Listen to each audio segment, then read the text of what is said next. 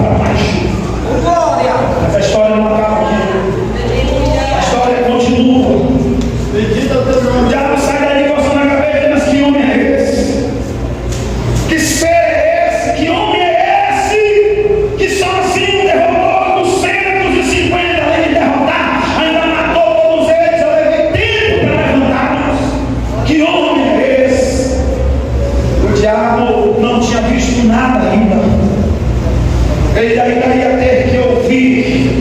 O diabo ainda tem que ouvir, aleluia, vários profetas profetizando, vários profetas como o profeta Joel.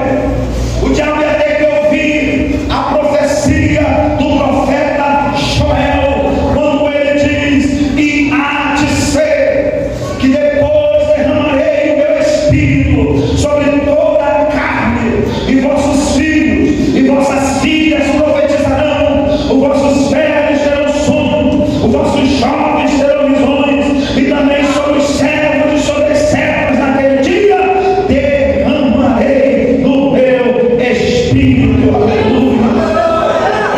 Depois de tudo isso, o inimigo ia ter que ouvir algo, o diabo ia ter que ouvir algo que ia deixar o inferno tremendo.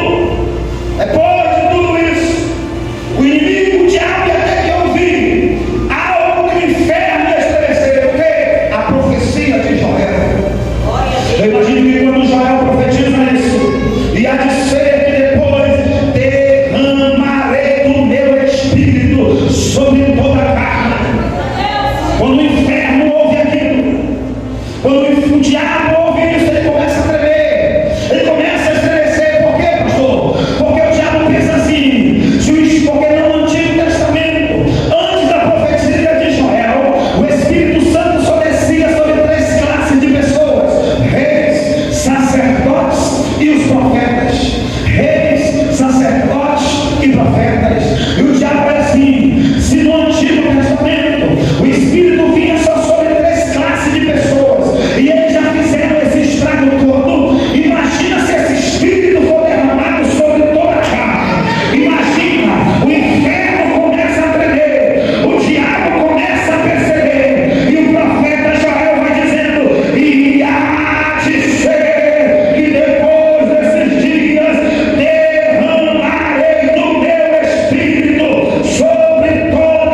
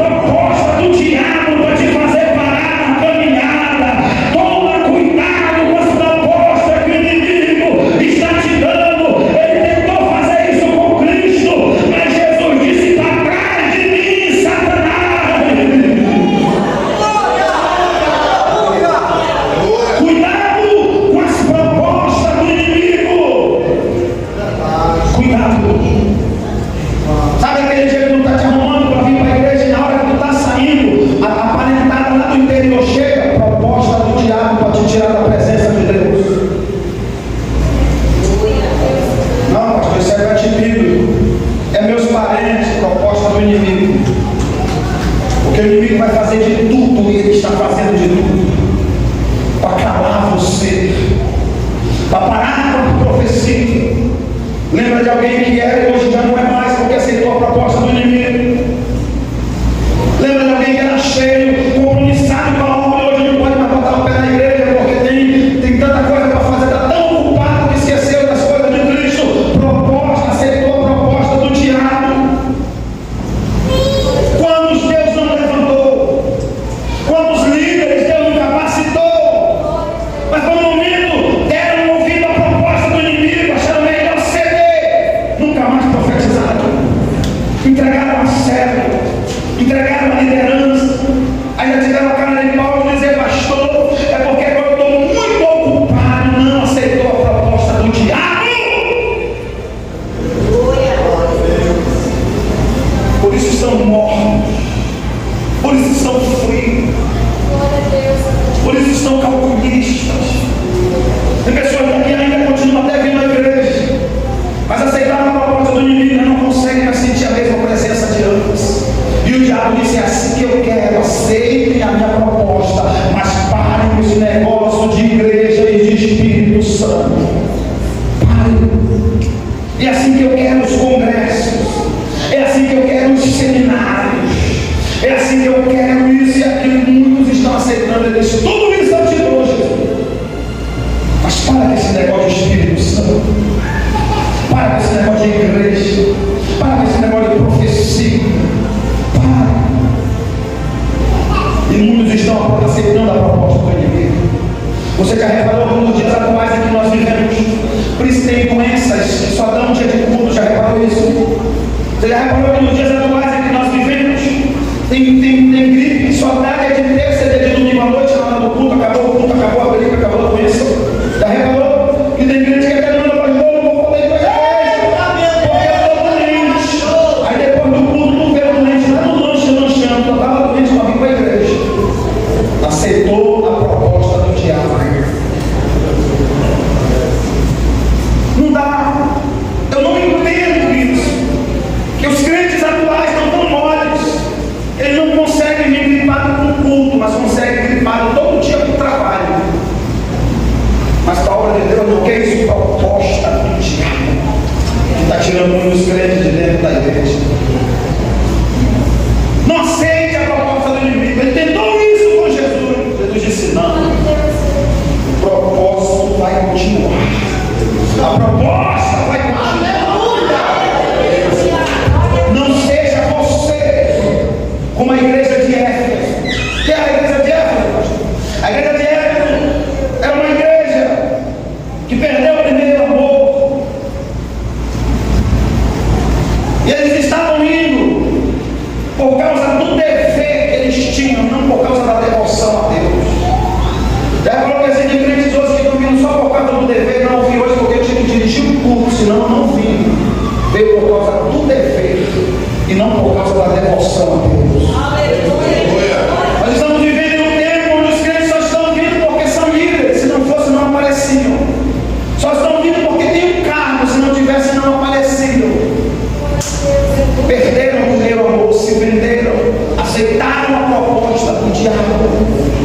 Aleluia. Estão vindo por causa do dever que tem. Não, hoje eu vim porque essa semana é a minha equipe que dirige. E quando não é a equipe dele, também não aparece. Aleluia. Está vindo por causa do dever e não por causa da devoção a Deus. Que isso? Eles que aceitaram a proposta do inimigo, assim que eu quero. Que você se torne a igreja como uma empresa que você trabalha só em equipe, não trabalha unido. Porque trabalhar em equipe é uma coisa, trabalhar unido é outra coisa. Então cuidado, nem todo mundo que está numa equipe está unido com ela, tá? E porque quer ganhar um ponto. E tem muita gente trabalhando em equipe na igreja porque quer ser consagrado, próximo pastor, próximo diácono.